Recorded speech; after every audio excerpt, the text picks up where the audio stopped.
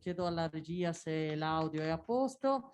Buongiorno, quindi anche a chi ci sta seguendo da remoto, perché abbiamo questo evento in forma ibrida. Quindi per prima cosa io passo la parola subito al presidente del Consorzio NIP, Renato Piazza. Prego. Grazie, buongiorno a tutti, benvenuti qui al centro servizi del NIP. Si sente perché io non... Sì, si sente.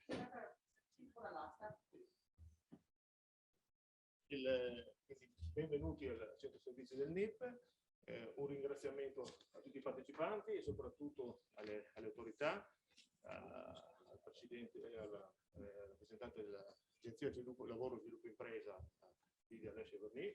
Come dicevo prima, un piacere di vederci in presenza dopo un po' di anni, all'assessore Bini, con cui ci confrontiamo spesso nei vari tavoli di confronto di consorzi, agli altri funzionari della regione. Speravo ci fossero anche i rappresentanti di categoria, ma vedo solo che c'è il rappresentante mandamentale degli artigiani, almeno per quello che conosco, e anche dei commercianti. Saluto anche a voi. È un onore avervi qui oggi, come state facendo anche negli altri consorzi, ma questo ci fa capire che nei fatti, che nella legge si dice i bracci operativi della regione, noi effettivamente ci sentiamo oggi un asset strategico per voi, di collegamento fra regione e territorio, che può solo che far bene alle imprese e appunto a tutto il territorio. Gli argomenti che andrete a trattare oggi credo siano interessanti per tutti. Io vi auguro un buon lavoro e passo la parola per un saluto. Buona giornata. Grazie, Presidente. Grazie. Allora passo la parola in questo momento a Saverio Maestro, direttore generale del Consorzio NIP. Prego. Vabbè, in realtà io volevo solamente salutarvi e ringraziarvi. Non ha nessun senso assolutamente. Ecco qua, meglio così. Aspetta, dalla regia facevano dei cenni, sembrano in un acquario un pochettino. Due cose velocissime. Uno, che bello rivedersi di persona. Ok, a distanza, ok, le mascherine. Devo dire che per quanto ci possa piacere il digitale, un pochettino la mancanza del contatto fisico, di guardarsi negli occhi, e quindi innanzitutto grazie per essere presenti e grazie per essere così distanziati, diligenti e attenti. L'altra cosa è ovviamente grazie all'assessore, grazie alla direttrice, grazie ai direttori, grazie per l'opportunità. Io mi sono segnato solamente un passaggio che volevo riportarvi. La legge sviluppo impresa, all'articolo 62 del capo 10, la legge sviluppo impresa, che dovrebbe essere chiamata legge Bini, okay, parla di valorizzazione dei consorzi e li definisce modello organizzativo di eccellenza. Beh, innanzitutto, che piacere questo riconoscimento, questo voler investire, questo volerci far effettivamente riconoscere come un braccio operativo concreto della regione. Ma soprattutto grazie perché oltre a scrivere una legge e a dirlo, lo stiamo facendo davvero. E l'esempio di oggi, che siamo qui per presentare un'opportunità rivolta alle aziende con un DEX dedicato, non voglio anticipare niente, ma ci sarà chi lo descriverà meglio. Avere qui la regione che ci racconta quanto è importante investire, quanto è strategico il consorzio, quanto il collegamento regione-consorzio è forte e vuole ancora essere più forte, è effettivamente trasformare in operatività, in concretezza, quello che abbiamo scritto e di cui abbiamo riempito i giornali e abbiamo scritto nella legge. Quindi grazie davvero, perché tra dire e fare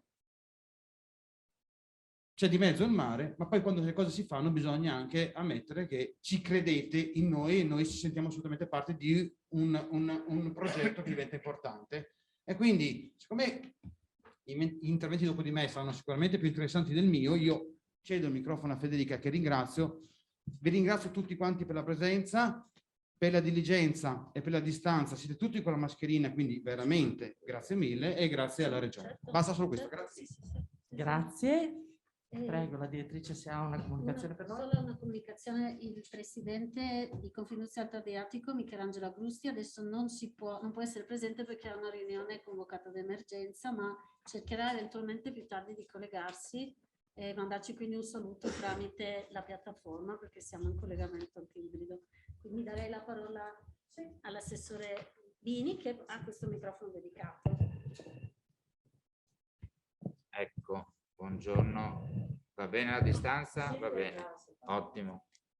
Permettetemi, mi tolgo la mascherina perché parlare con le mascherine è sempre un po' difficile. Ma guarda, ma visto che noi non è che stiamo mica facendo niente di trascendentale.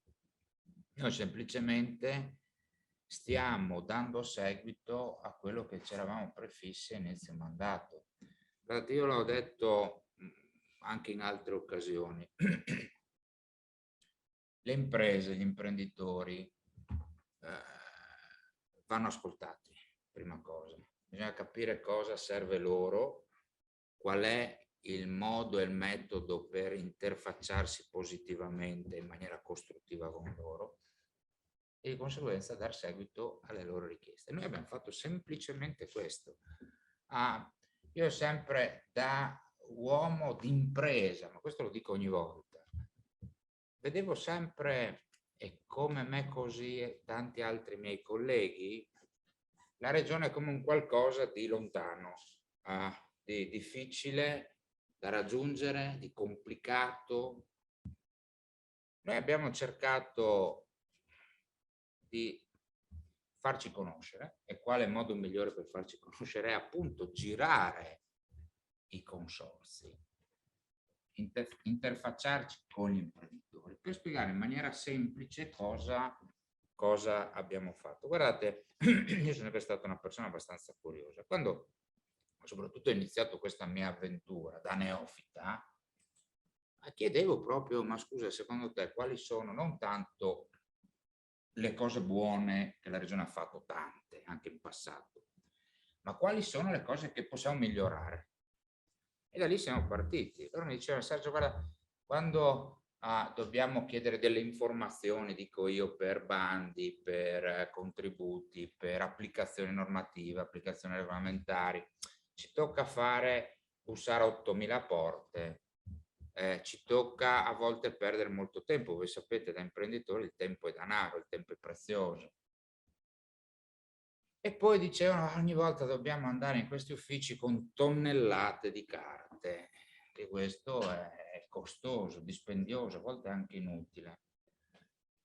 E a volte le risposte non sono esaustive, capiamo poco. Beh, allora noi abbiamo iniziato facendo una cosa molto importante, creando un'agenzia dedicata al fine di garantire un front office unico, e questa agenzia si chiama Agenzia Lavoro e Sviluppo Imprese, è qui rappresentata dalla dottoressa Alessio Verni, che io voglio ringraziare pubblicamente perché il lavoro che sta facendo la dottoressa Alessio Verni con la sua squadra in questi mesi, peraltro non banali, non semplicissimi, è stato un lavoro molto importante, che ha il compito sì di fornire il front office agli imprenditori per spiegare un po' quello che stiamo facendo, ma anche un altro compito molto importante è quello di cercare di attrarre investitori e investimenti di conseguenza nel nostro territorio del Friuli Venezia Giulia. E devo dire che le risposte che stiamo toccando un po' ferro, che stiamo ricevendo, sono risposte assolutamente positive. Guardate, ogni tanto io vedo gente che si piange addosso al Friuli, siamo piccoli, siamo indietro, rispetto alle altre regioni, nessuno ci vuole, Calimero, piccolo, brutto e nero. No, è vero. Io ho sul tavolo almeno 5 fascicoli che cubano 1,5 bilioni di euro e che potenzialmente possono portare più di 1 migliaio di nuovi posti di lavoro. Ok? Quindi significa che la nostra terra è una terra ricercata, una terra vista come terra fertile per chi vuole venire a investire. Ma poi c'è anche chi già c'è, e di conseguenza noi dobbiamo rendere la vita semplice e facile anche a questo. Allora, agenzia, quindi sportello unico, chiamo, mi danno il panel delle proposte, i metodi, i tempi, eccetera, eccetera. Stiamo ancora lavorando perché i bimbi nascono di 9 mesi, noi abbiamo iniziato questa legislatura, è vero, 3 anni fa, ma i tempi per sistemare sono importanti, si necessita ancora di un po' di tempo, però ci stiamo lavorando. Per dire, la prossima settimana mi auguro di riuscire a fare una conferenza stampa dove andremo a presentare anche lì una cosa terribilmente semplice e facile, che però non era mai stata fatta. Cioè, andremo a presentare agli imprenditori e alle imprese il calendario dei bandi che la Regione metterà in piedi nell'ultimo trimestre di quest'anno, nel 22 e a seguire. Anche lì una cosa che non era mai stata fatta. Mi diceva Sergio, guarda, io non so quali, oltre a non sapere quali sono gli strumenti, ho difficoltà a organizzare perché non so quando gli stessi verranno proposti. Voi sapete da imprenditori che soprattutto negli investimenti c'è la necessità di programmare gli investimenti, di programmare il flusso di cassa, di programmare i rapporti con gli istituti di credito, di programmare, come in tutte le cose. Quindi, sapete, io penso sia utile che un imprenditore possa sapere da qui a 6 mesi quale bando, quale incentivo, quale strumento la Regione metterà a disposizione per loro. Quindi la prossima settimana andremo a fare questa roba qua. Poi c'era stato chiesto di semplificare, quindi la tonnellata di carte, se potevamo incominciare a ridurre la mole di documentazione. E anche lì abbiamo, nella disgrazia, abbiamo testato la semplificazione durante la fase emergenziale, partendo per esempio dai contributi a fondo perduto che abbiamo dato alle diverse categorie. E abbiamo scoperto che con un'autocertificazione si possono sostituire decine e decine e decine di documenti richiesti precedentemente. E si è scoperto che in 30-45 giorni i denari possono essere dati, elargiti agli imprenditori, non in mesi, giorni. Questo è un test che ha visto comunque anche lì uno staff importante di persone della regione assolutamente eccellente che si è messa a disposizione ed è riuscita a dare delle risposte. Questo metodo lo stiamo cercando di applicare anche nella scrittura dei regolamenti attuativi dello sviluppo imprese, che non è mai visto una legge Bini, questa è una legge del Consiglio regionale approvata all'unanimità dal Consiglio regionale, nata dal contributo delle associazioni di categoria, dei sindacati, dell'Universo Mondo, quindi è una legge del Friuli Venezia Giulia.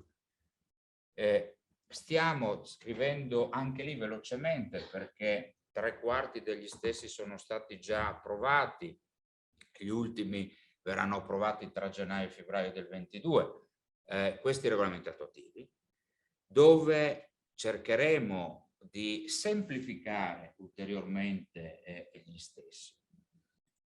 Poi c'è un altro tema che ci è stato richiesto, è una attualizzazione, modernizzazione di un bazooka molto importante come Regione Friuli Venezia Giulia, vale a dire l'accesso al credito agevolato. La Regione in questi anni, in questi decenni ha erogato centinaia di milioni di euro alle imprese grandi, piccole, micro, industria, artigianato, commercio, l'Universo Mondo. Questi strumenti però avevano perso un po' di smalto, ma non per colpa loro, tanto in quanto il mercato proprio del credito era cambiato. Le condizioni sono, sapete molto bene, hai delle condizioni molto favorevoli in questo momento, quindi gli strumenti della regione non erano più competitivi rispetto al mercato, anzi erano degli strumenti farraginosi, lenti, e mi fermo lì, tanto per non andare troppo, dopo mi dicono Diego che sono troppo diretto nelle mie affermazioni, però anche lì noi ci stiamo lavorando, abbiamo con il dottor Angelini messo mano un po' a tutti quelli che sono gli strumenti, riducendo ulteriormente i costi. Porterò proprio in giunta questo venerdì una delibera che di fatto, ve la traduco, consentirà in una fattispecie molto numerosa di casi di avere denaro prestato dalla regione o garantito dalla regione a costo zero. Quando dico zero è zero, cioè la regione coprirà in diverse fattispecie gli interessi e gli oneri finanziari. Stiamo lavorando anche per vedere quelli che sono, in questo caso, ecco, il front office finanziario della nostra regione, e mi riferisco alle segreterie dei fondi di rotazione. Anche queste vanno ammodernate, semplificate, rese un po' più rispondenti a quelle che sono le esigenze. Quindi è un lavoro che si sta facendo in maniera importante. Ce n'è ancora da fare, perché la strada è lunga. Quando tu ti trovi con un macete a entrare in un bosco, prima di disboscare il bosco, ti dà voglia quanta fatica devi fare. Però abbiamo iniziato questa operazione di pulizia. E per questo, e chiudo perché altrimenti rischio di annoiare, di essere troppo lungo, abbiamo voluto organizzare questa serie di incontri nei consorzi di sviluppo economico locale del Friuli Venezia Giulia, che hanno lavorato bene, ma non lo dico perché ho simpatia nei confronti del presidente o del direttore, ma perché i numeri me lo dimostrano. Sono cresciuti sia da un punto di vista dell'attrattività nei confronti delle imprese, ma soprattutto sono cresciuti per quanto riguarda i servizi resi alle imprese. È uno strumento che appunto in legge sviluppo impresa noi abbiamo con l'architetto Adami voluto potenziare, dicendo, beh, insomma, se con attenzione, poi con tutte le attenzioni del caso, se questi strumenti funzionano, perché non possiamo, come dire, aggredire, tra virgolette, altre aree con vocazione industriale, per far sì che i consorzi si occupino dello sviluppo anche di queste aree. Abbiamo introdotto le cosiddette zone, aree D2 e D3 oltre alle D1. Quindi signori, una giunta Federica che sta lavorando per far sì che il Friuli Venezia Giulia davvero, ma i numeri ce lo stanno dimostrando, non so se è fortuna, ma ci credo poco alla fortuna, alla cabala.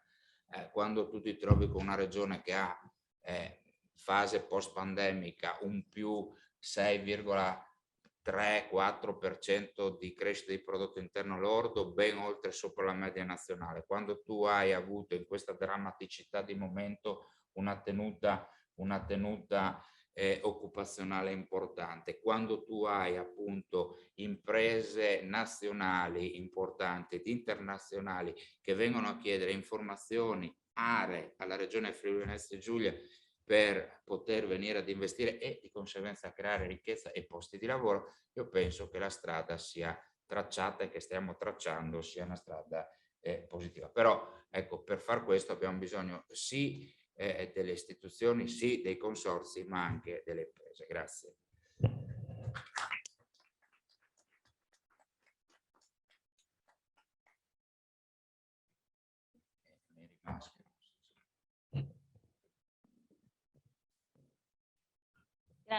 Grazie Assessore. La sua introduzione ci consente di entrare proprio nel vivo della tematica che abbiamo deciso oggi di inserire in questo programma di incontri. Oggi parliamo di incentivi all'insediamento e di attrazione investimenti, e ne parliamo con i colleghi, con l'architetto Adami e con il dottor Angelini, che rispettivamente dirigono il servizio sviluppo economico locale e il servizio accesso al credito per le imprese della direzione attività produttive, e che appunto sono il centro produttivo, diciamo, di queste agevolazioni, di queste opportunità per le imprese, che si traducono anche in una formidabile opportunità per altri operatori che guardano con interesse al nostro territorio. E, come ricordava l'assessore, Agenzia Lavoro e Sviluppo Impresa è un ente che accompagna e affianca le attività della regione e dà una mano a potenziare in particolare 2 reparti: la progettazione insieme ai colleghi e insieme al gruppo dirigente appunto delle attività produttive, ma anche della direzione centrale lavoro per altre tematiche, e diciamo così il marketing dei servizi che la regione mette a disposizione, quindi la capacità della regione poi di farli arrivare alle vostre orecchie, ai vostri tavoli, ai vostri collaboratori, in modo che le utilizzate al massimo. Agenzia Lavoro e Sviluppo Impresa si occupa di queste 2 tematiche verso l'interno della regione, ma anche verso gli operatori esterni alla regione o esteri che stanno cercando nuove localizzazioni. Quindi io oggi nel mio breve intervento vorrei darvi alcune informazioni per poter utilizzare al massimo le opportunità che la regione mette a disposizione, anche grazie alle attività di Agenzia Lavoro e Sviluppo Impresa, ma non solo. Poi vorrei darvi alcune indicazioni su la legge Sviluppo Impresa e in particolare questo capitolo che oggi affrontiamo, quindi una parte che riguarda la crescita della regione, e infine informarvi e darvi una visione su quello che è oggi il movimento degli investimenti diretti esteri e perché la regione ritiene che sia così importante attrezzarsi al meglio per attrarli sul nostro territorio e quanto questo può essere importante anche per le aziende già insediate. Quindi i primi consigli che vi voglio dare sono quelli di utilizzare tutte le opportunità che la regione mette a disposizione.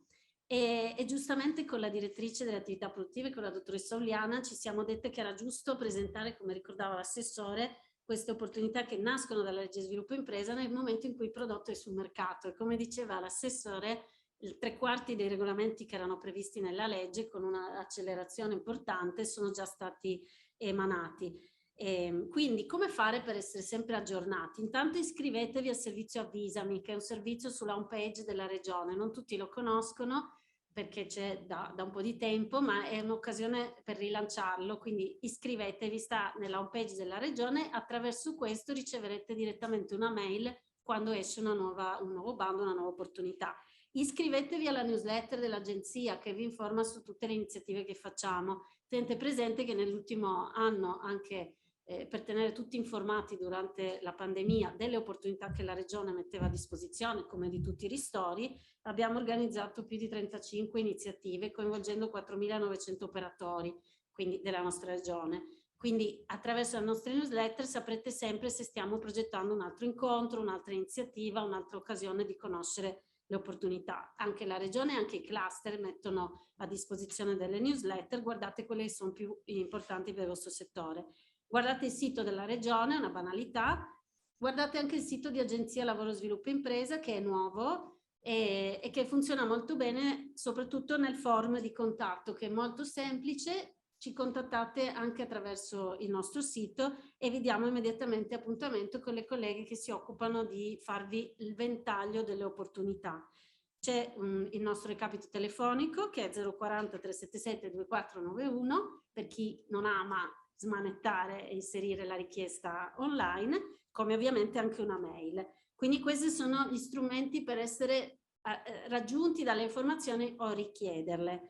Ma che cosa oggi noi abbiamo scoperto essere diciamo, abbiamo scelto di investire su un aspetto che è molto importante. Ci siamo detti che non potevamo fermarci a dare l'informazione, quindi già lo facciamo in maniera molto articolata, quindi dirvi queste sono le opportunità che secondo noi sono più utili per te, quindi magari accesso al credito, incentivi all'insediamento, come anche abbattimento dell'IRAP. In molti casi le imprese non lo usano totalmente, la regione ha tante opportunità anche per abbattere l'IRAP, come anche contributi per l'occupazione, ma l'informazione non è sufficiente, serve anche accompagnare l'impresa in uno stadio successivo, quindi un po' di accompagnamento verso queste misure, dove si clicca, dove si guarda, andiamo insieme, facciamo il colloquio insieme con i responsabili. Questo noi siamo in grado di darlo perché lavoriamo con tutto il partenariato. Abbiamo fatto un accordo con il CAT, quindi Centro di Assistenza Tecnica per il Terziario, il CATA, Centro di Assistenza Tecnica per l'Artigianato, le 2 Confindustrie regionali, Alto Adriatico e Confindustria Udine, e poi anche l'associazione piccola impresa. Quindi tutto questo mondo ci aiuta a costituire un team, che è il team per la ripresa, di cui noi facciamo parte alla pari con questi colleghi, ci formiamo insieme per essere sempre aggiornati su queste misure e accompagniamo le imprese fino ad individuare la migliore e, diciamo, prendere un primo contatto su questa misura. Quello che però noi non possiamo fare, non dobbiamo fare, è quello il passo successivo, perché l'idea di che cosa serve all'impresa lo sa l'impresa, quindi il suo progetto nel cassetto, la sua necessità di investimento è qualcosa su cui l'impresa riflette ogni giorno, la propria strategia. E poi mettere a terra il singolo progetto da presentare è un qualcosa che deve fare o con le sue risorse interne o appoggiandosi ad altre strutture. In primis possono essere i cluster, che su questo elaborano, progettano insieme alle imprese, ma anche le ottime aziende che si occupano di consulenza per l'innovazione, di consulenza strategica e di progettazione che ci sono sul nostro territorio. Quindi anche questa è una filiera produttiva importante. Noi ci siamo resi conto che era richiesto ed importante diffondere di più le misure regionali e contribuire a far crescere questa consapevolezza. Oggi presentiamo il desk che faremo periodicamente. Abbiamo fatto un accordo con i consorzi di sviluppo economico locale perché li abbiamo riconosciuti come un punto importante della rete dove si concentra l'attività produttiva specie manifatturiera nella nostra regione, quindi avremo periodicamente presente qui fisicamente l'Agenzia Lavoro Sviluppo Impresa con una serie di appuntamenti fissati insieme a consorzi proprio per consentirvi di venire a fare un check di quello che ci può essere di opportunità per voi. E qui come la dottoressa Santoro che di agenzia seguirà questo insieme alla dottoressa Perco e poi di volta in volta anche con il team per la ripresa. Quindi questa è la nostra parte importante di diffusione. Su questo voglio anche ricordarvi che oggi potete lasciarci una vostra testimonianza eventualmente, perché a noi serve raccogliere insieme alla Regione quelli che possono essere stimoli, feedback su tutta la nostra attività e quindi alla fine di questo incontro ci sarà anche un momento di networking e la possibilità di lasciare ai nostri operatori anche qualche vostro messaggio che ci interessa. Venendo al secondo tema, oggi tutta questa nostra capacità di diffondere le opportunità la dobbiamo declinare anche verso l'esterno della regione. Sviluppo Impresa è un progetto molto ampio che ha voluto, diciamo, l'assessore Bini in questa legislatura per aggiornare un po' tutto quello che è l'incentivazione messa a disposizione delle imprese ed è progettata su 3 pilastri che ci ha chiesto di sviluppare insieme al gruppo dirigente delle attività produttive. La modernizzazione, ne abbiamo parlato l'altra volta, semplificare, innovare, la crescita e lo sviluppo sostenibile. Oggi parliamo delle misure che riguardano proprio la crescita e l'architetto Adami ci accompagnerà in una delle misure principali che è quella degli incentivi all'insediamento. Agenzia Lavoro e Sviluppo Impresa deve portare questo anche fuori dalla regione. Ma perché è così interessante attrarre investimenti esteri? Perché ce lo dicono le ricerche che sono state fatte in questo settore. Se guardiamo anche a livello nazionale, le imprese a capitale estero rappresentano solo lo 0,3% delle imprese residenti in Italia, ma sviluppano l'8% dell'occupazione, il 15,3% del valore aggiunto, il 18% del fatturato e il 22,4% delle spese in ricerca e sviluppo. Oltre a questo, creano un effetto sull'indotto che per ogni euro di valore aggiunto prodotto sviluppa 3,2 euro nell'indotto, quindi è qualcosa che nel nostro tessuto produttivo chiaramente serve a produrre altra capacità di sviluppare occupazione e fatturato. In questa particolare congiuntura, diciamo, uscendo noi adesso dalla fase più importante dell'emergenza sanitaria, diversi analisti ci aiutano a leggere anche come tutto questo diventerà, diciamo, tutto il movimento degli investimenti diretti esteri si svilupperà nella fase di ricostruzione delle catene di valore dopo la pandemia, che hanno significato qualcosa per le aziende che sono sviluppate a livello globale. E il nostro tessuto produttivo, anche voi che siete qui presenti, lo sa bene perché fa parte di questa catena produttiva e ha risentito e continua a risentire gli effetti non solo della crisi sanitaria ma anche della crisi che si è collegata con il tema dell'aumento dei costi delle materie prime. Dalle analisi che noi stiamo seguendo, sappiamo che c'è un blocco, ovviamente c'è un momento di arresto nel movimento degli investimenti diretti esteri, perché le grandi aziende multinazionali che muovono gran parte di questa potenzialità di investimento, 5.000 delle più grandi aziende multinazionali hanno registrato un calo importante del fatturato, più del 40%, e questo calo del fatturato ovviamente si riverbera sulle scelte di investimento all'estero, perché il 50% degli investimenti diretti esteri sono finanziati chiaramente proprio con gli utili di impresa. Quindi è chiaro che nella prima fase dopo la pandemia assistiamo già nel 2021 a numeri più bassi. Ma questo non significa che noi come territorio in realtà non ci dobbiamo preparare invece ad una fase in cui questo ricrescerà, e noi i segnali deboli li stiamo già incrociando, dei segnali deboli ma anche forti, che sono quelli che ricordava l'assessore. Questa possibilità di attrarre investimenti si svilupperà su diverse linee: il reshoring, il nearshoring, la riprogettazione delle catene di produzione, ma si svilupperà soprattutto se i territori avranno mantenuto una capacità di accogliere produzione manifatturiera, cioè se non avranno perso negli anni quella capacità di sviluppare manifatturiero che molti territori nel mondo hanno perso durante la globalizzazione. Friuli Venezia Giulia no. Friuli Venezia Giulia è rimasto un territorio che ha una percentuale alta di capacità manifatturiera, ed è il motivo per cui noi, nel momento in cui lo presentiamo al mondo dell'impresa estera, che è interessato a sviluppare nuove produzioni, riscuote un interesse che è crescente, ed è questo il motivo per cui la nostra collaborazione con i consorzi di sviluppo economico locale è fondamentale, perché sono un po' un fiore all'occhiello che altre regioni non hanno. Quindi mi avvio a concludere dicendovi che all'interno della legge abbiamo, penso l'unica regione d'Italia, abbiamo deciso di chiarire a chi noi potremmo rivolgerci in maniera prioritaria e più interessante. Quindi adesso, passando la parola all'architetto Adami, troverete che nelle linee di cui ci parlerà, negli incentivi per gli ampliamenti agli investimenti esistenti, ma anche nei bandi che vengono dedicati all'attrazione investimenti, c'è un'individuazione dei settori prioritari a cui Friuli Venezia Giulia si rivolge per cercare nuovi investimenti. Questi settori prioritari sono frutto di un'analisi non tanto di che cosa noi abbiamo di importante, ma di che cosa le aziende cercano di importante nel Friuli Venezia Giulia.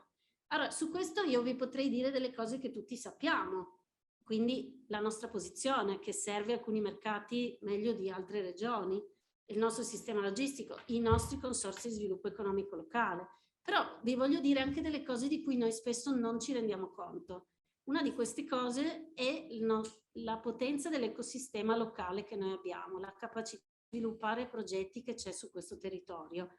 Gli operatori che si sono insediati qui ce l'hanno riconosciuto come un qualcosa che in altre regioni italiane ed europee non trovano, e quindi su cui è importante continuare a coltivare questa comunità di riferimento di cui fa parte la regione, fa parte l'agenzia, fanno parte i cluster, fanno parte i consorzi, e ci serve anche in quell'ottica.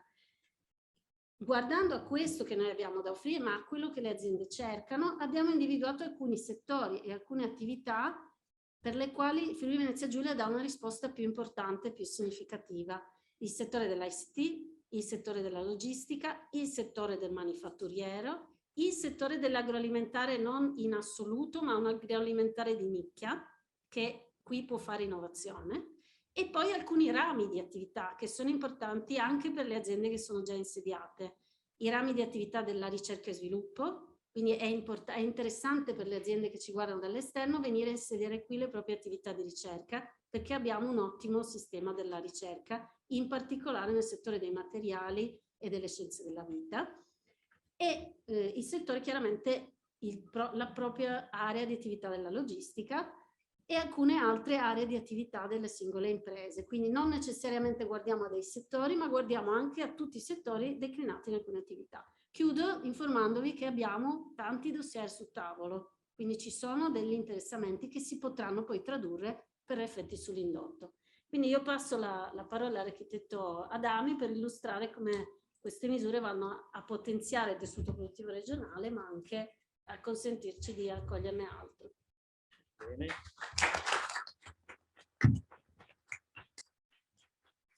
Buongiorno. Sì, magari sì. Così. Grazie Assessore, grazie Lidia, grazie di questa opportunità.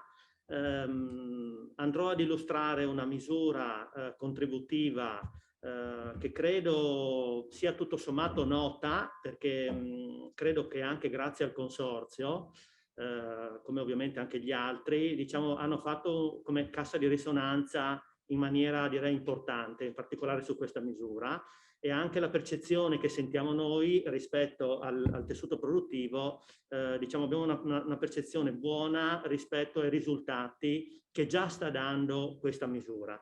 Tant'è vero che vorrei iniziare proprio con dei numeri, quasi ribaltando un po' l'ordine di sequenza. Quindi prima di illustrarvi le caratteristiche della misura vorrei partire con qualche numero. Allora, questa misura nasce, è agganciata a un regolamento attuativo che appunto, poi tutti i dati li ritrovate eventualmente sul sito, nell'ultima parte poi vi darò anche riferimenti.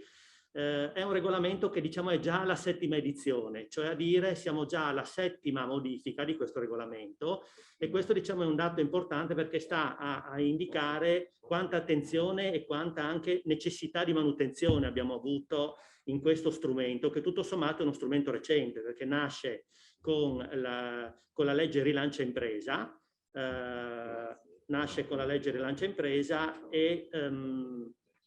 e quindi tutto sommato è recente rispetto anche alle innovazioni che abbiamo apportato con Sviluppo Impresa. Un dato significativo è, quindi possiamo andare avanti. Ecco, questo sono i riferimenti al decreto, quindi andiamo avanti. Forse è meglio che lo guardo qui. Andiamo avanti ancora, ecco, 7ª edizione, andiamo avanti ancora. Ecco, interessante già da subito partire con questa, andiamo avanti, con questa rappresentazione che queste, diciamo così, sono, no scusi, ce n'era una in precedenza però, quella della cartina, bisognava attendere forse un attimo che la carica.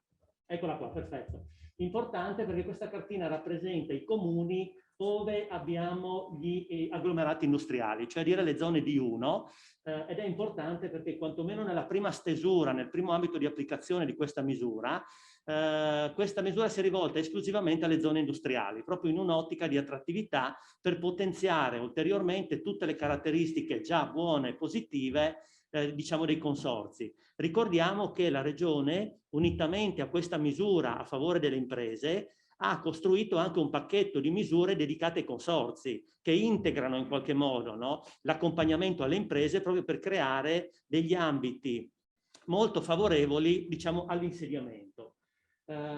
Quindi vengono rappresentati, non si vede benissimo per le sfumature, però questi sono sostanzialmente le aree dei consorzi industriali. Ad oggi abbiamo 6 consorzi. Come vedete, la parte che oggi ci interessa è quella legata al NIC, quindi tutta la parte, diciamo, dell'Alto Pordenonese.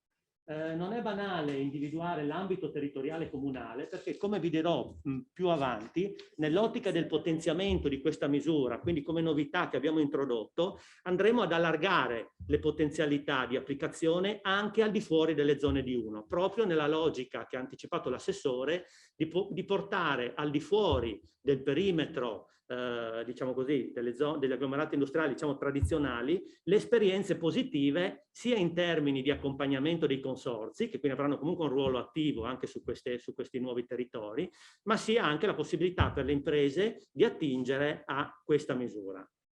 Andiamo avanti. Ecco, alcuni numeri di sintesi. Al momento abbiamo finanziato 76 progetti, siamo sostanzialmente al primo quadriennio di attivazione, quindi tutto sommato è una misura, come dicevo, recente. Abbiamo attivato un volume di finanziamento, diciamo così, di circa 33 milioni di euro, quindi sono numeri importanti. Un volume, scusate, di investimenti di circa 180 milioni di euro, per importi finanziati che vanno oltre i 33 milioni di euro e anche per un impatto occupazionale importante perché parliamo di oltre 500 occupati. Questi, diciamo, sono numeri importanti perché sono anche i numeri che in qualche modo caratterizzano l'iniziativa, perché parliamo di iniziative di un certo livello dal punto di vista anche finanziario come investimenti, tant'è vero che, come vedremo, ci sono dei limiti di ingresso prefissati che che sono i 500.000 euro per le piccole e medie e 1 milione per le grandi, e anche la necessità comunque di accompagnare l'iniziativa con un rilevante impatto occupazionale. Sostanzialmente dai dati generali che vediamo abbiamo investimenti medi di circa 2,3 milioni di euro per assunzioni medie di 6,5 unità, parlo ovviamente rispetto a singole iniziative, per un incentivo medio di 450.000 euro, che significa una percentuale media appunto del 20%, che è una caratteristica a fondo perduto che in qualche maniera rispecchia i limiti di possibilità finanziarie della Regione nel contesto anche degli aiuti di Stato. Come vi dicevo, la misura contributiva nasce nel 2015 con Rilancia Impresa. Il regolamento attuativo, con il regolamento attuativo diventa strutturale, quindi la prima apertura del bando risale a luglio 2017.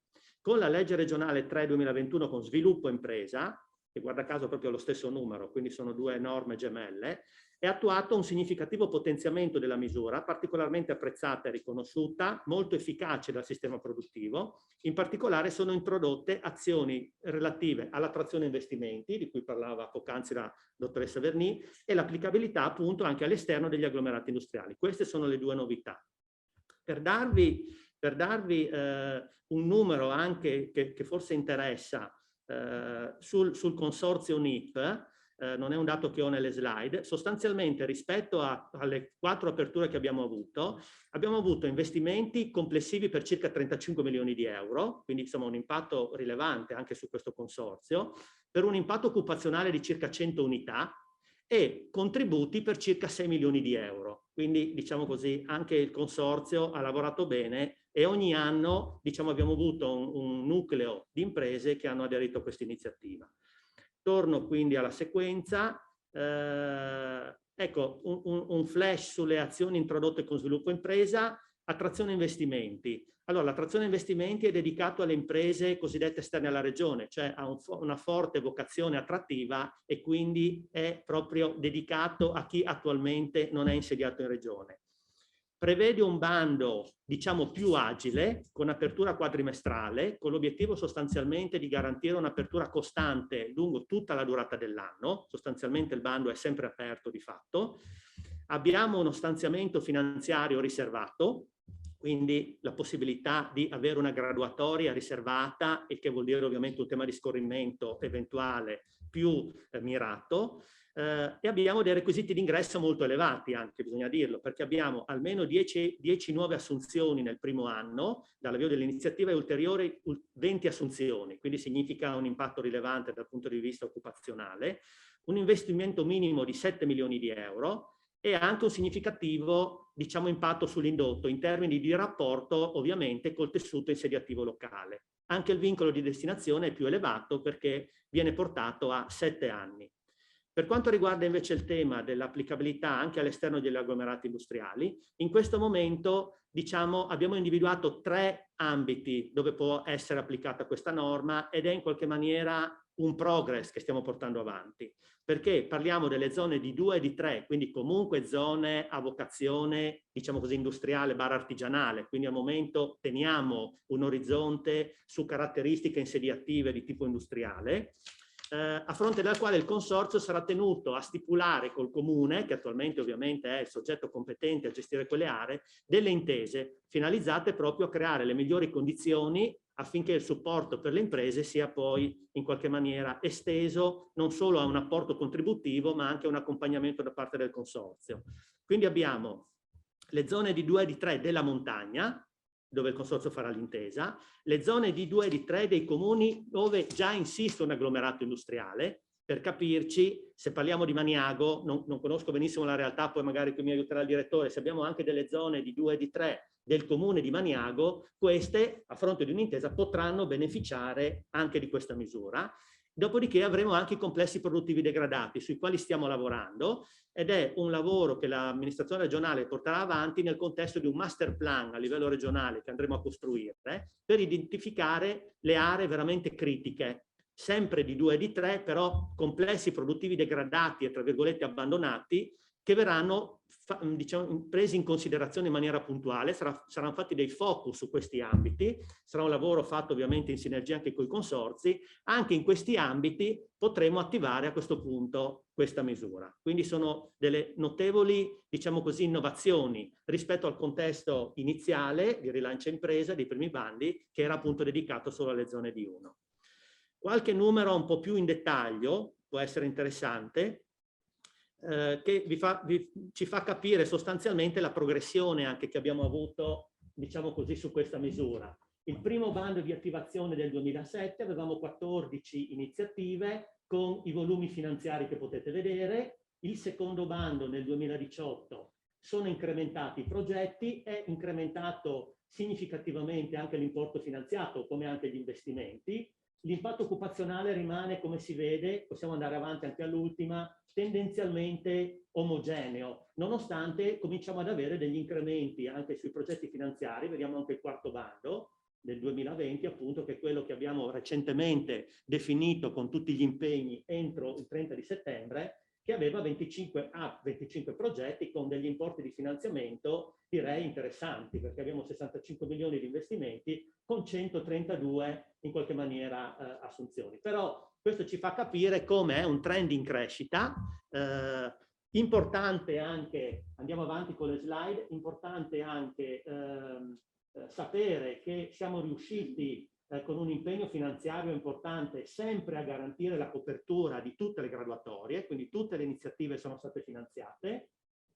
Attualmente rispetto al primo bando ne abbiamo già completate 11 che hanno già diciamo definito la rendicontazione, quindi sono anche già state liquidate. E in relazione al tema degli anticipi senza garanzie, che è un tema credo importante per le imprese, uno strumento nuovo che l'amministrazione ha messo in campo proprio a fronte della crisi pandemica, abbiamo anche anticipato oltre 6 milioni di euro rispetto alle iniziative che erano avviate. Quindi questi elementi ci consentono di dire sicuramente che c'è un'appetibilità, c'è un interesse, devo dire anche che lo vediamo perché sono investimenti corposi e quindi hanno una fisicità nelle zone industriali, quindi a me capita di vederli e quindi vedo proprio crescere delle cose effettivamente, quindi c'è un'ulteriore prospettiva di crescita perché stiamo allargando l'orizzonte e quindi indubbiamente le prospettive di questa misura sono ulteriormente direi interessanti ed è una misura che teniamo in attenzione, diciamo, proprio per le dotazioni finanziarie che comporta. Vado a una sintesi veloce, andiamo avanti, delle caratteristiche della misura. Ovviamente siamo a disposizione, quindi magari poi per i dettagli ci possiamo risentire perché è una misura effettivamente complessa. Qualche domanda e qualche risposta? Ecco, finanzia nuovi insediamenti produttivi, ampliamenti o programmi di riconversione produttiva di imprese anche già insediate. Quindi c'è un tema attrattivo dall'esterno, indubbiamente quasi direi non voglio dire prioritario, ma dedicato, ma c'è anche un'attenzione al territorio e quindi anche le innovazioni, gli ampliamenti e le riconversioni, diciamo, possono entrare qua. Non è una misura sostanzialmente dedicata alla conservazione di un modello insediativo già esistente, ma bisogna puntare agli elementi di innovazione di cui parlava anche la Verni, quindi innovazione, green e potenziamento sostanzialmente, dove come dicevo, nasce negli agglomerati industriali, ma anche con l'introduzione delle lettere B, C e D, che sono quelle che vi ho appunto appena rappresentato e su quali stiamo lavorando. Andiamo avanti.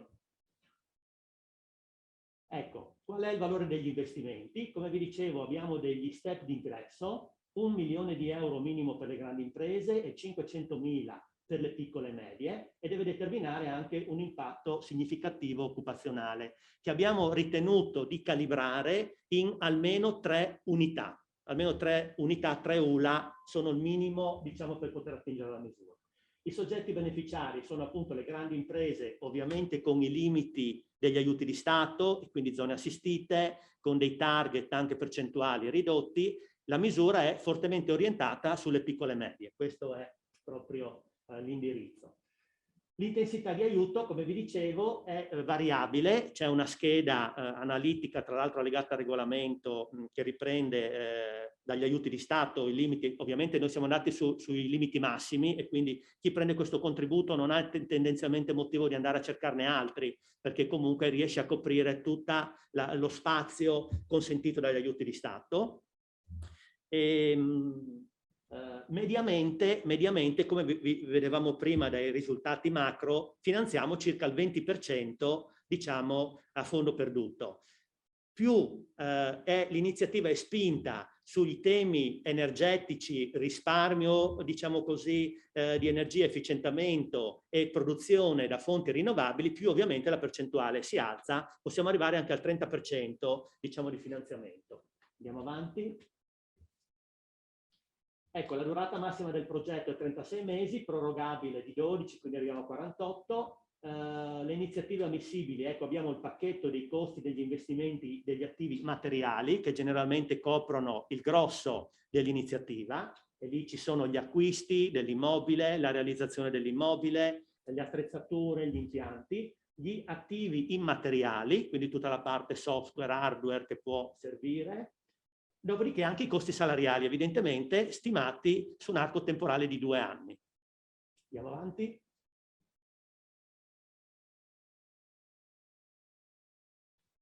Avanti.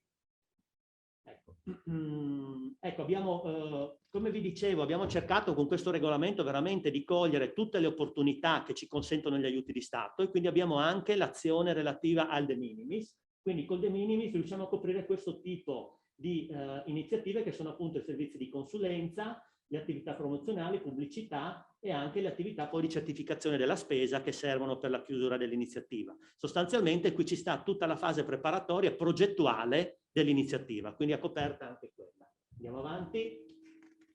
Ecco, come vi dicevo, c'è la componente dell'efficienza energetica, quindi diciamo sono dei percorsi diciamo così, orientati a sostenere tutta la parte di efficientamento energetico che l'impresa va a percorrere, comprese anche le opere murarie, quindi tutti gli accessori e strumenti necessari per la produzione, per l'efficienza energetica. Andiamo avanti. Così come anche per gli investimenti a favore della cogenerazione ad alto rendimento. Parliamo di efficientamento del sistema produttivo, dei macchinari, per la produzione anche di energia come risultato della produzione. Andiamo avanti. Ecco, anche questi ulteriori investimenti per promuovere la produzione di energia da fonti rinnovabili. Anche qui quindi c'è tutto il tema del fotovoltaico, diciamo così, fonti alternative, eccetera. Dopodiché c'è anche la componente per gli studi ambientali, che è una componente che deve associarsi alla progettazione nel momento in cui ci si spinge sulle fonti alternative o sul recupero di energia. Bisogna che in qualche maniera sia tutto strutturato all'interno di uno studio ambientale. Comunque è finanziato anche quella parte. Ecco, le prospettive di attivazione della misura. Allora abbiamo, come detto, sostanzialmente ad oggi abbiamo la misura ordinaria, sulla quale stiamo lavorando, e prevediamo di aprire il bando il 25 di ottobre, quindi a pochi giorni. Non c'è nessuna premura, dico io, e nel rapporto con le imprese le invito a costruire bene il progetto, perché abbiamo il bando proprio con un'apertura lunga, proprio per consentire alle imprese di progettare bene l'iniziativa e non dover dopo avviare un percorso anche difficile con l'ufficio di in qualche maniera correzione dell'iniziativa. Siamo a disposizione se serve, però non è un click day, per capirci. Quindi abbiamo 4 mesi di tempo, quindi fino a febbraio, e l'attuale stanziamento è di 8 milioni di euro. Ovviamente abbiamo la possibilità di sfruttare la norma, diciamo così, di stabilità regionale, a fronte della quale faremo i nostri ragionamenti eventualmente per potenziare le dotazioni alla luce di quello che dicevamo prima, perché stiamo potenziando e crediamo in questa misura. La componente invece attrazione investimenti, che è dedicata alle imprese esterne, è già aperta. Attualmente l'abbiamo aperta il 30 di novembre, scadrà anche questa a fine anno, quindi c'è tutto il tempo. Tra l'altro questa a stretto giro verrà riaperta, proprio per i motivi che vi dicevo prima, di una sequenza di aperture quadrimestrali, per cui rimane sostanzialmente solo un mese che serve a noi per riaprire il bando e fare eventualmente una valutazione sulle istanze pervenute, ma di fatto il bando è sempre aperto. Come vi dicevo, le successive aperture dell'attrazione investimenti saranno quindi a fine gennaio, entro fine maggio ed entro fine settembre, ovviamente compatibilmente con le risorse disponibili, perché nella magari augurata ipotesi che arrivino grossi investimenti che ci comportano flussi finanziari nostri importanti, dovremo fare delle valutazioni evidentemente. L'attuale stanziamento è di 1 milione di euro. Andiamo avanti. Ecco, questi sono i contatti, magari poi potremo anche girare le mail, quindi insomma siamo a disposizione, diciamo così, questi sono i nostri riferimenti miei e in particolare dei miei collaboratori in ufficio per qualsiasi informazione. Grazie.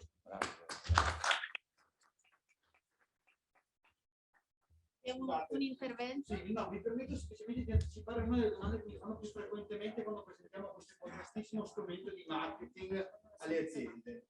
Sì, altri strumenti quale il credito d'imposta per l'industria 4.0 è cumulabile con questo strumento, esula da questo ragionamento. Quindi fatevi aiutare dal consorzio, dall'agenzia, dalla regione a valutare tutte le opportunità che ci sono in questo momento per le aziende. Sì, è cumulabile con la formazione 4.0, quindi il credito d'imposta sulla formazione 4.0. Esula. Sì, se serve una Sabatini, è cumulabile con la Sabatini. Sì, è cumulabile. Non pensate che una cosa escluda l'altra. Siccome è una domanda che ci fanno sempre più frequentemente, mi permetto di aggiungere un'informazione di integrazione della presentazione perfetta e precisa dell'architetto. Grazie mille, scusate. Bene, scusate, io purtroppo vi devo salutare. Grazie ancora davvero per la vostra presenza, per la capacità che avete, per la dimostrazione di interesse che state dimostrando nei confronti del lavoro che stiamo portando avanti. Volevo cogliere l'occasione per salutare l'assessore alle attività produttive del comune di Magnago, la dottoressa Querin.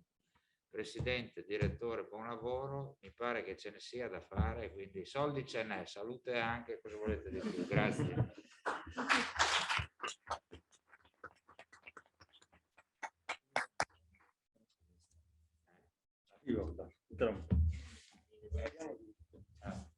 Arrivederci. Grazie architetto Adami, ci ha dato l'idea di come sia effettivamente ben progettato questo prodotto, che è questa possibilità di incentivazione, ed effettivamente in tutte le sue sfumature abbiamo dato il massimo dal punto di vista della concepibilità di aiuti e di cumulabilità con tutte le altre misure, come ricordava il direttore Maisto. Io darei adesso la parola a Diego Angelini, che è il direttore, dottor Angelini, che è il direttore del servizio accesso al credito per le imprese, perché oggi ci illustri come effettivamente la parte di accesso al credito può essere anche interpretata in chiave di attrazione investimenti, e perché ci faccia venire voglia, dandoci qualche anticipazione, di partecipare all'incontro che sarà dedicato proprio alla riforma dell'accesso al credito il 17 novembre, che è in un altro consorzio, è presso il COSEF, ma sarà ovviamente fruibile online. E quindi in quell'occasione andremo proprio nel dettaglio su che cosa Sviluppo Impresa ha introdotto come novità sull'accesso al credito. Prego Diego. Forse è meglio che mi metto là senza che guardo, mi metto in piedi. Avresti quel microfono, ma se preferisci. In realtà l'asta si può anche... Se preferisci. Lo dico anche a beneficio di chi ci sta ascoltando. Vediamo, sì, ci siamo, benissimo. Allora, lo dico anche a beneficio di chi ci sta ascoltando, da questa postazione dovrebbe essere un poco più vicino, vediamo, perfetto. Ecco, da questa postazione qua possiamo vedere anche da remoto sia il dottor Angelini che parla, che va bene? Possiamo chiudere Sì, sì. Allora, buongiorno a tutti. Allora, questa brevissima presentazione riguarda due degli strumenti principali che la Regione da decenni ha in campo per sostenere le iniziative di investimento da parte delle imprese. Allora, come accennato, facciamo così, lo teniamo direttamente in mano. Scusate. Come ha accennato l'assessore, la materia è stata oggetto di significativa riforma nel corso di quest'anno con la legge Sviluppo Impresa. La riforma mira sostanzialmente a semplificare il funzionamento del sistema dei cosiddetti fondi di rotazione regionali. Si tratta di fondi, ce ne sono una decina attualmente, che sono dotati di risorse finanziarie che vengono utilizzate per trasferire questi denari alle banche che concedono prestiti alle imprese a tassi agevolati. L'obiettivo è quello di ridurre il numero di questi fondi a soltanto 2 fondi, il principale dei quali, che raggrupperà tutta la forza di questo strumento, che è quantificabile in circa 1.400 milioni di euro, sarà il Fondo regionale per gli investimenti economici. Allora, questi qua sono i 2 strumenti principali per le imprese che vogliono investire sul territorio oppure vogliono sviluppare la propria azienda che già esiste. I mutui a tasso agevolato a valere sul Fondo di rotazione per le iniziative economiche, FRIE, e i mutui del Fondo per lo sviluppo delle piccole e medie imprese e dei servizi. Come vediamo nella diapositiva successiva, questi fondi di rotazione sono amministrati da un comitato di gestione che è nominato per metà dalla giunta regionale e per metà dal consiglio regionale. Ha un presidente che è indicato dal presidente della regione e che attualmente è Alessandro D'Arè. Come accennava l'assessore, per ciascuna misura, per ciascun prodotto finanziario, se vogliamo esprimerci come se questi fondi di rotazione fossero dei prodotti bancari, in realtà lo sono, però diciamo vengono attuati attraverso le banche convenzionate. Ci sono 2 uffici tecnici che assistono questo comitato. Uno è la cosiddetta segreteria FRIE e uno è la segreteria Fondo per lo Sviluppo. Ho messo i riferimenti dei responsabili di questi due uffici, cioè la dottoressa Paola Del Neri e il dottor Giovanni Liverani. Passiamo alla successiva diapositiva. Chi sono i beneficiari? Anche in questo caso, come nella misura che ha presentato l'architetto Adami, tutte le imprese possono accedere a questo credito agevolato, sia che si tratti di piccole e medie imprese, sia che si tratti di grandi imprese. Il FRIE è uno strumento, probabilmente uno dei più antichi strumenti di agevolazione alle imprese che esiste in Italia. È stato creato nel 1955 sulla base di un trattato internazionale, il Memorandum di Londra del 1954, e ancora oggi funziona ed è particolarmente efficace. Cosa finanzia? Finanzia sostanzialmente iniziative industriali di qualsiasi tipo e iniziative che mirano a realizzare servizi che hanno lo scopo di promuovere lo sviluppo industriale. Nell'ambito dei beneficiari rientrano ovviamente le imprese artigiane di tipo manifatturiero, rientrano anche le iniziative turistiche. Iniziative turistiche sono intese in senso molto ampio, cioè qualsiasi attività imprenditoriale che è diretta a ricevere turisti che per motivi economici, ricreativo-artistici, culturali, sanitari e ambientali viaggiano e soggiornano nel territorio regionale. Deriva dalla storia, diciamo, del fondo, che inizialmente era stato istituito dalla Repubblica Italiana per le province di Trieste e di Gorizia, il fatto che sono ammissibili le iniziative che si svolgono nel comprensore del porto di Trieste, sono ammissibili anche iniziative delle imprese edili limitatamente agli investimenti di tipo industriale, quindi le strutture, non gli immobili. La misura è interessante perché, come si vede dalla diapositiva successiva, sostanzialmente qualsiasi tipo di investimento è ammissibile. Tra l'altro è simpatico il fatto che la normativa, proprio perché è risalente a tempi andati, fa riferimento non solo alla proprietà ma anche all'acquisizione di diritti reali di godimento su terreni, immobili, poi tutto quello che riguarda impianti, macchinari, attrezzature, scampi, arredi, dotazioni di ufficio ad automezzi e anche beni immateriali. Un elemento particolare che deriva proprio anche questo dal fatto che, diciamo, l'origine è molto antica, si finanziano anche lavori in economia, cioè lavori da eseguire da parte del mutuatario perché diano luogo ad appostazione nel bilancio e nel libro dei cespiti ammortizzabili. Quindi, per esempio, un'impresa può costruirsi un macchinario internamente e i costi per la realizzazione del macchinario vengono coperti dal finanziamento. Infine, è possibile finanziare il riscatto di beni in leasing. La copertura, gli importi sono significativi. diciamo, il finanziamento minimo di 100.000 euro, quello massimo di 20 milioni di euro. Si copre il 75% della spesa ammissibile con il mutuo agevolato e solitamente la restante parte viene finanziata o direttamente dall'impresa o eventualmente con un mutuo complementare da parte della banca convenzionata. La durata, anche questa è significativa, 15 anni più 2 anni di preammortamento, con la possibilità in realtà di sospensioni se vi sono dei problemi nel corso dell'ammortamento del mutuo. Quindi, ecco, un elemento molto importante di questi mutui, sia dei mutui del FRIE che dei mutui del Fondo per lo Sviluppo, è la durata. Perché obiettivamente, come ricordava l'assessore, sul mercato creditizio in questo momento si trovano anche per le imprese, diciamo, con rating migliori, prestiti anche a tassi molto molto bassi, però le durate qua fanno la differenza. Fanno la differenza perché il tasso agevolato, in questo caso è variabile, però è talmente basso in questo momento, cioè Euribor a 6 mesi ridotto con quelle percentuali che vedete, che essendo il tasso così calcolato inferiore a quello che è il compenso minimo che va assicurato alle banche, attualmente i tassi di interesse sono 0,95% per mutui fino a 2 milioni e mezzo, 0,85 per quelli fino a 7 milioni e mezzo, 0,45 per quelli oltre 7 milioni e mezzo.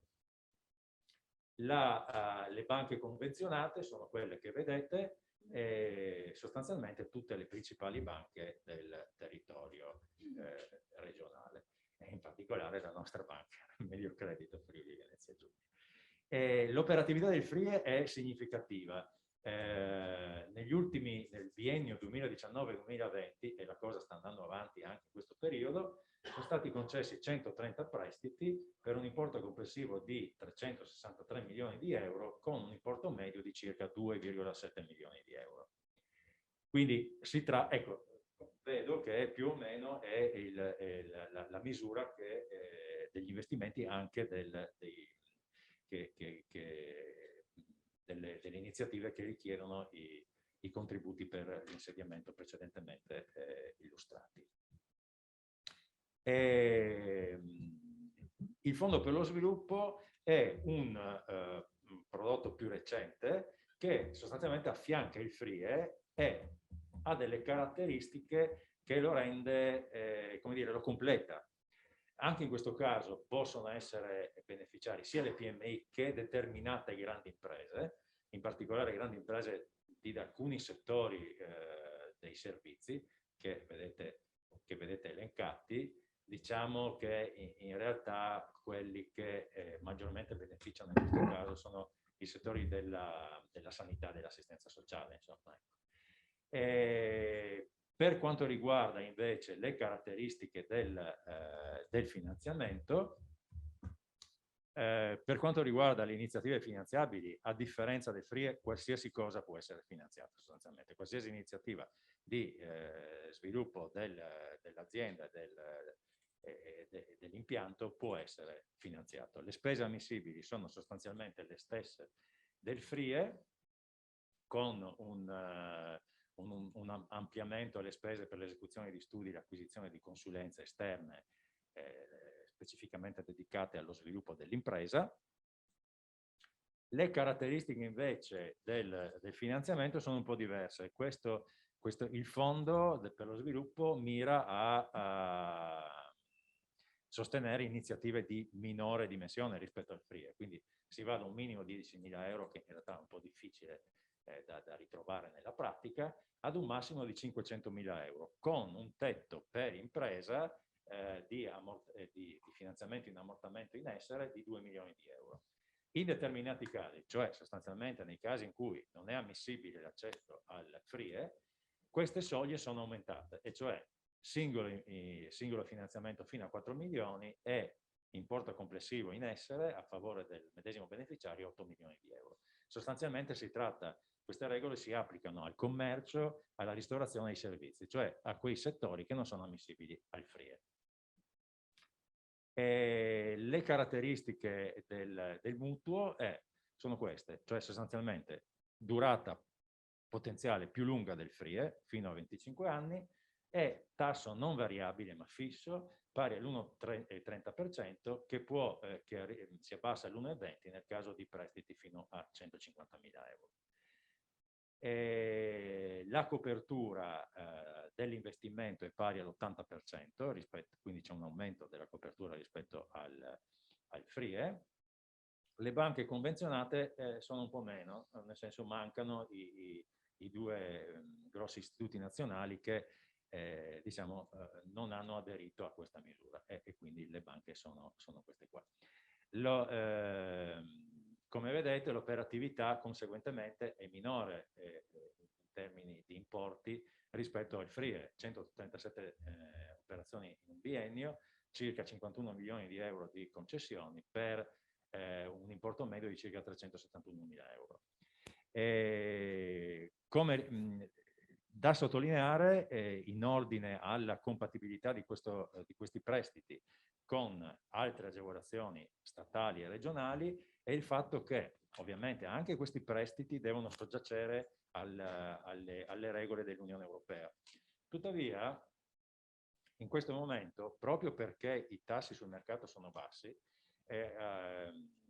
le regole dell'Unione Europea prevedono che l'aiuto in questo caso non è dato dall'importo del finanziamento, ma è dato dall'importo dell'agevolazione data dalla differenza tra il tasso di mercato e il tasso applicato. In questo periodo, essendo i tassi sul mercato particolarmente bassi, accade che per alcune imprese la concessione anche di 20 milioni di euro per una durata di 17 anni non comporti, in termini di aiuto de minimis o altri, diciamo, copertura di altre soglie che sono rilevanti ai fini del cumulo con altri contributi, nessun aiuto. Quindi questo è un elemento importante. Anticipo, l'assessore ne ha fatto cenno, che proprio alla luce del particolare andamento del mercato del credito in questo periodo, con Sviluppo Impresa è stata introdotta la possibilità che unitamente alla concessione, alla deliberazione da parte del comitato di gestione del finanziamento agevolato, venga assegnata anche una contribuzione integrativa, sostanzialmente appunto una contribuzione a fondo perduto che sarà calcolata sul piano di ammortamento, sugli interessi del piano di ammortamento e serviranno sostanzialmente a dimezzare nella media i tassi e in alcuni casi arrivare addirittura al tasso zero. La procedura non andrà a complicare il sistema attuale, nel senso che la domanda verrà fatta sempre presso una delle banche convenzionate. Chi vorrà richiedere la contribuzione integrativa compilerà un moduletto ulteriore da presentare alla banca, la banca farà l'istruttoria del mutuo come fa adesso, presenterà al comitato di gestione la proposta di deliberazione. Nel caso in cui sia richiesto la contribuzione integrativa, il comitato concederà oltre al mutuo anche la contribuzione integrativa. A quel punto la contribuzione integrativa sarà erogata nel momento in cui la banca richiederà il saldo del finanziamento perché l'investimento è stato realizzato. Questo significa che sostanzialmente nella peggiore delle ipotesi i tassi che vi ho indicato saranno dimezzati e direi che questo ha un riverbero importante sia nel caso del FRIE, perché a quel punto diventa uno strumento di attrazione degli investimenti, perché obiettivamente nel resto d'Italia questi strumenti non ci sono, e nel caso del Fondo dello Sviluppo diventa un aiuto significativo a quelle imprese che, malgrado il mercato del credito sia particolarmente favorevole in questo periodo, non sempre riescono ad ottenere quei vantaggi che le imprese più grosse con rating migliori possono ottenere. Quindi diciamo che ottenere un prestito a 20 anni con un tasso fisso che di fatto ti diventa del 0,6%, insomma non è male per programmare l'attività finanziaria.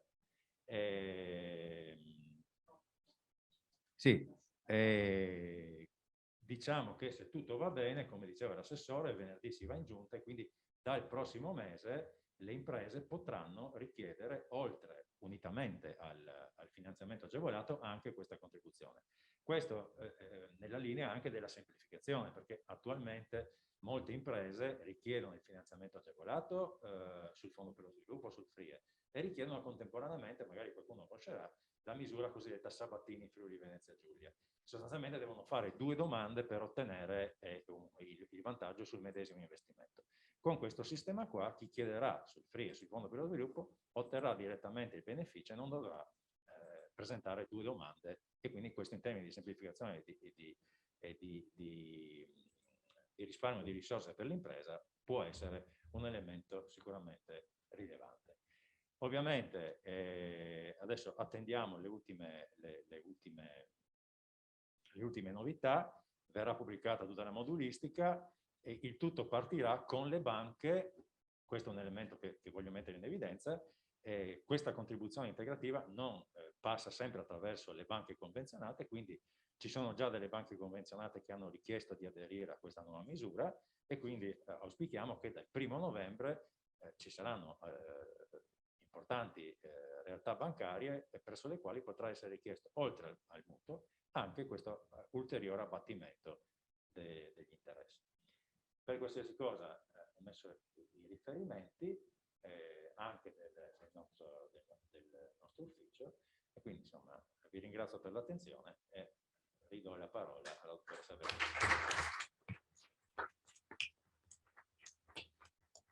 Grazie dottor Angelini, che è riuscito nell'impresa di rendere davvero chiaro e semplice questa materia molto articolata. Ci sono domande? Sì, allora mentre invito il nostro pubblico in sala a pensare a cosa vogliono chiedere, abbiamo già delle domande da remoto, quindi adesso vado in regia e ve le leggerò da là. Se qui tra i presenti.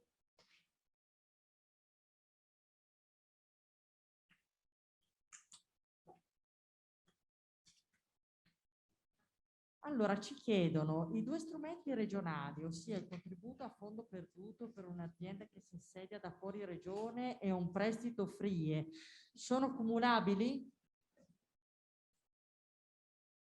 No, allora, i mutui agevolati sono cumulabili con qualsiasi cosa, dipende dalla normativa, dagli altri contributi, quindi lascio la parola. Sì, sempre entro i tetti diciamo così, massimi consentiti dalle varie categorie di aiuto, diciamo, sono cumulabili. L'importante è non sforare i tetti massimi. Dicevo all'inizio che noi abbiamo, diciamo, proprio per consentire il più ampio ventaglio di possibilità e la massima potenzialità per le imprese, siamo andati sui massimi. È evidente che un'impresa potrebbe chiederci anche di meno rispetto al massimo, ma non ho mai visto nessuno che ci abbia chiesto meno di quanto può chiedere. È chiaro che sfruttando quell'opportunità tende a limitarsi la possibilità di andare su altri fronti. Peraltro, se le caratteristiche ci sono per sfruttare la misura sugli incentivi all'insediamento, la mia esperienza mi dice che è talmente in qualche modo completa che è meglio fare un lavoro ben fatto su questa, dedicandosi al 100% su questa, evitando, se non ci sono particolari situazioni, di costruire delle azioni più articolate, perché effettivamente ci potrebbe dopo innescare qualche problematica. Questa va sul de minimis, va su tutti gli articoli, come si può vedere bene dal regolamento, su tutti i pertinenti articoli del regolamento comunitario, e quindi, diciamo, gli incastri sono già tutti all'interno del regolamento. Comunque, come previsto dal regolamento, la possibilità di cumulo c'è, per cui questa, come diceva il direttore, è confermata. Penso che possa essere molto interessante nei casi che... penso che possa essere molto interessante nei casi che ci illustrava prima Diego Angelini, dove sostanzialmente per il gioco degli interessi e la fase che stiamo passando, di fatto a livello di aiuto è zero la parte, cioè nel senso che a livello di calcolo di aiuto la cessione di credito... certamente. Allora, in quel caso... in realtà, devo dire la verità, io ho visto dei casi in cui delle imprese hanno fatto un ragionamento, è chiaro, un ragionamento interno aziendale di convenienza economica. Alcune imprese che avevano ottenuto dei prestiti agevolati a valere sul FRIE, sul Fondo per lo Sviluppo, e poi hanno ottenuto anche dei contributi a fondo perduto, hanno, per esempio nelle misure che gestivamo come ufficio sul Porfesre, alcuni hanno chiesto una riduzione del contributo in modo da poter mantenere anche il prestito agevolato. Quindi è un ragionamento da farsi, perché dipende dalle esigenze economico-finanziarie di ciascuna impresa, però si può fare. Bene, poi abbiamo ancora una domanda che invece arriva da un istituto professionale, e la domanda è: quali sono i profili professionali maggiormente richiesti e se sono finanziabili i costi per corsi di formazione professionale? No, allora per quanto riguarda la nostra misura, no. Sono, diciamo, profili professionali. Quello che vediamo noi è ovviamente la parte tendenzialmente progettuale delle iniziative, e quindi vediamo costi che possono essere quelli di progettazioni, quelli di professionisti per gli studi ambientali. Di per sé non c'è comunque una finalità anche formativa, perché questa misura, diciamo, finanzia la produzione e quindi è molto orientata all'impresa in quanto tale. Quindi noi non finanziamo la parte, diciamo, formativa. E per quanto riguarda, ribadisco, la componente professionale è quella legata alla progettualità delle iniziative. Aggiungo come agenzia che esistono degli uffici, no, della direzione lavoro che sono a disposizione e spesso lavorano con noi proprio nella coprogettazione con le imprese della specifica formazione che serve proprio nei casi di ampliamento dell'azienda, e quindi quel tipo di misure si possono abbinare a un'operazione di incentivo all'insediamento o all'ampliamento dell'azienda, e quindi insomma tramite anche la nostra agenzia vi mettiamo in contatto il servizio per le imprese della direzione lavoro. In questo modo avete effettivamente un paniere completo di sostegno. La misura, come ricordava prima l'architetto Adami, copre anche i costi della nuova occupazione creata, e a questo si possono poi aggiungere gli incentivi per le assunzioni che di nuovo rientrano nel panorama delle opportunità che la Regione complessivamente mette a disposizione. Quindi invito a compilare il form e magari facciamo una chiacchierata con questo interessato. Abbiamo ancora una domanda online e chiedono: il contributo integrativo di cui parlava il dottor Angelini è rivolto anche alle grandi imprese oppure riguarda soltanto le PMI? Il contributo riguarda qualsiasi impresa. È chiaro che ovviamente il discorso che ho fatto precedentemente con riferimento ai prestiti non si può applicare al contributo a fondo perduto, cioè nel caso del finanziamento agevolato la contingente situazione del mercato finanziario e la normativa europea consente anche di concedere per assurdo 20 milioni di euro da restituire in 17 anni senza intaccare un euro di de minimis, eventualmente, se l'impresa ha rispetto a determinati parametri di tipo che fanno riferimento sostanzialmente al rating. Per quanto riguarda il contributo a fondo perduto, è chiaro che bisognerà, il contributo, se dai 100.000 euro, sono 100.000 euro e quindi dovranno essere, nel caso delle grandi imprese, saranno ammissibili o come in tutte le misure, diciamo, se non quelle speciali che riguardano l'ambiente, diciamo sarà o de minimis e quindi non si potrà andare oltre 200.000 euro, oppure nel caso in cui si applicherà la normativa del cosiddetto regolamento in esenzione dai de minimis, si dovrà stare all'interno di quelle percentuali che variano, che sostanzialmente sono del 10%. Quindi, però ecco, anche in questo caso qua comunque c'è la 10% nelle aree cosiddette ammissibili agli aiuti a finalità regionale in via di ristrutturazione, eccetera, che sono distretto del mobile della Sedia e mi sembra Cormons a Gorizia. Però, insomma, il contributo è ammissibile anche in quel caso là. Diciamo che le grandi imprese, soprattutto nel caso del FRIE, sono già molto avvantaggiate dal fatto che si applica un tasso lo 0,45 perché solitamente chiedono dei prestiti molto importanti, quindi vale la pena già il solo finanziamento agevolato è già una buona cosa.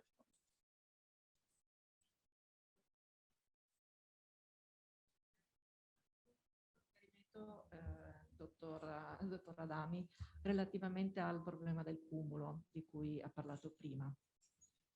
Mi sto trovando in questo momento a gestire una situazione dove un'azienda che ha già ottenuto un contributo sulla legge 3. Per sostenere la parte finanziaria chiaramente deve chiedere le garanzie, e le garanzie hanno impegnano in qualche maniera un de minimis, e quindi volevo capire ai fini della normativa come si poteva gestire questa cosa, perché senza la parte finanziaria poi chiaramente c'è un po' di difficoltà nel riuscire a realizzare l'investimento. Detta così forse merita un approfondimento, perché non riesco a, diciamo, a capire bene la domanda.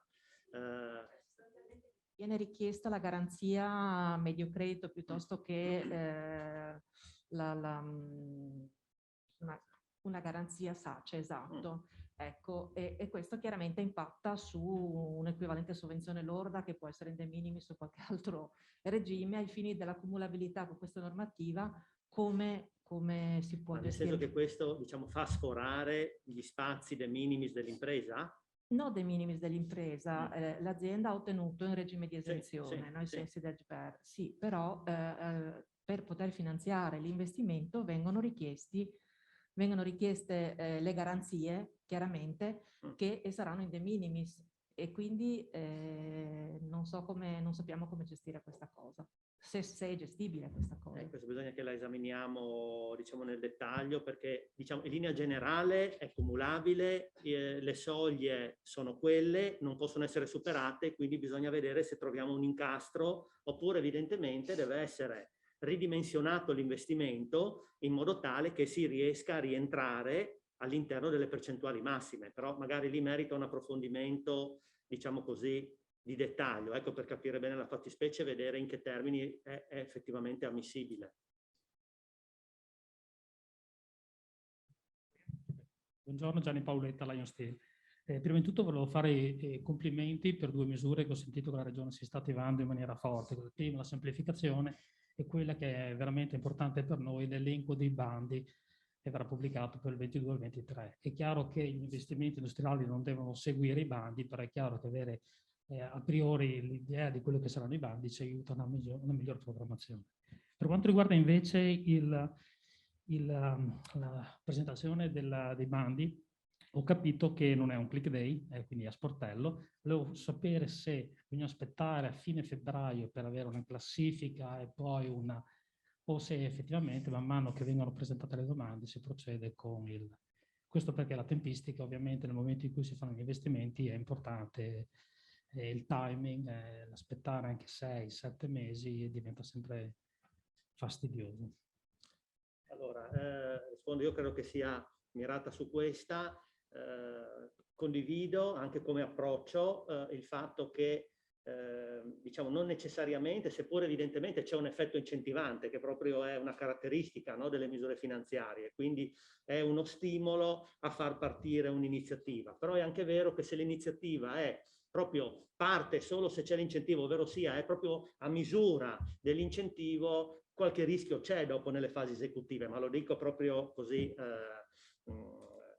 tanto per. Allora, come tutte le misure contributive, questa si caratterizza dal fatto che ovviamente è necessario che venga aperto il bando, ma dal momento in cui c'è aperto il bando, ovviamente la domanda può essere fatta dal giorno successivo, il che significa che dal giorno successivo, quindi dal momento in cui viene presentata la domanda, immediatamente l'iniziativa può partire. Quindi non vi è necessità dell'impresa di attendere, diciamo, evidentemente per avere il contributo e anche per sapere se lo otterrà, perché non è detto che poi lo otterrà, vuoi perché magari non rientra nella fattispecie, o vuoi perché c'è un tema di scorrimento di graduatoria, ci potrebbero essere vari argomenti. L'iniziativa, questa misura è complessa e dalle esperienze che abbiamo maturato comporta 5-7 mesi per poter arrivare all'eventuale concessione, perché c'è una fase istruttoria abbastanza complessa, c'è la necessità di chiedere dei pareri ai consorzi, dobbiamo fare un passaggio anche al comitato tecnico di valutazione, dopodiché c'è da definire la graduatoria, che significa che solo un'istanza è problematica, ci comporta che ci spostano i tempi della graduatoria, cosa che è successa quest'anno e abbiamo dovuto fare i salti mortali. Quindi generalmente quelle sono le tempistiche per avere la concessione. Però se è un'iniziativa meritevole, che i crismi ci sono, devo dire che l'istruttoria che facciamo noi che tendenzialmente cerchiamo di avviare da subito, quindi non attendiamo ovviamente neanche febbraio per cominciare a esaminare le prime. Quindi significa che se vediamo delle cose macro subito, già interloquiamo, così uno sa se proprio ha accannato, perché devo dire, non l'ho detto, ma un 10% di iniziative regolarmente vengono rigettate, perché uno magari non pensava, uno aveva capito altro, ci sta, voglio dire, no? Quindi, però non aspettiamo settembre per dirglielo, tanto per capirci, no? Quindi su questo siamo tempestivi, però fondamentale che l'iniziativa può partire dal giorno in cui viene presentata la domanda, per cui dal 25 di ottobre si potrebbe già iniziare. Non è retroattiva, no? E quindi tassativo le spese solo successive alla presentazione della domanda.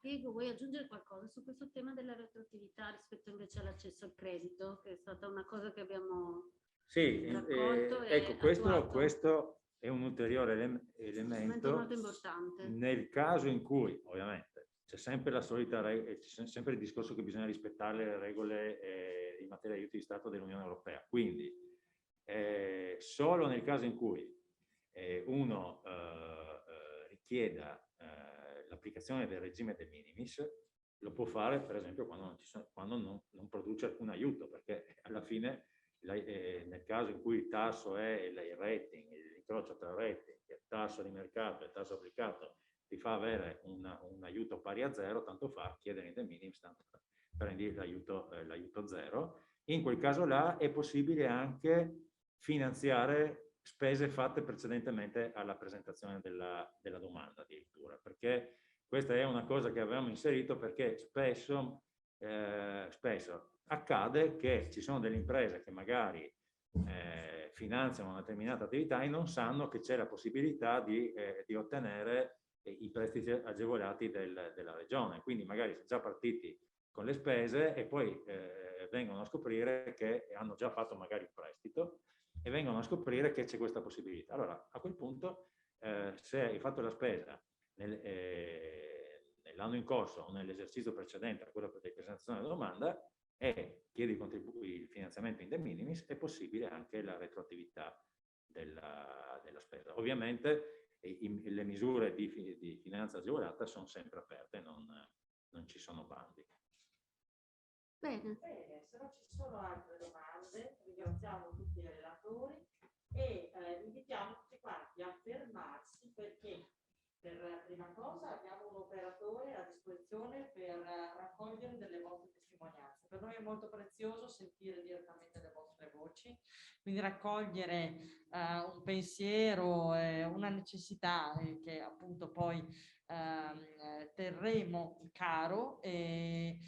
Questo è il primo invito che vi facciamo, quindi c'è un operatore quindi a lasciare un vostro contributo. La seconda cosa è che c'è un coffee break qui all'ingresso, quindi vi invitiamo a rimanere, scambiare ulteriormente informazioni, intrattenervi per questo spazio di networking.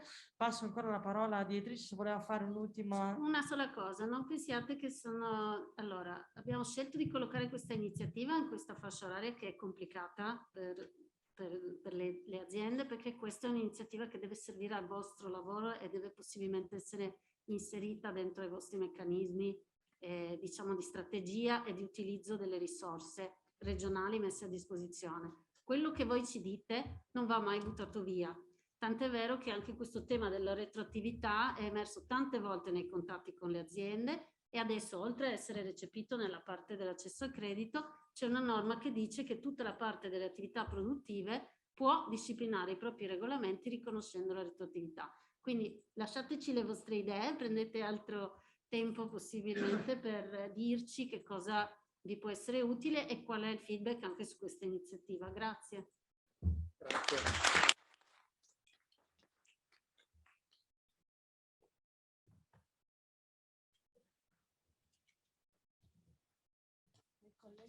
Collega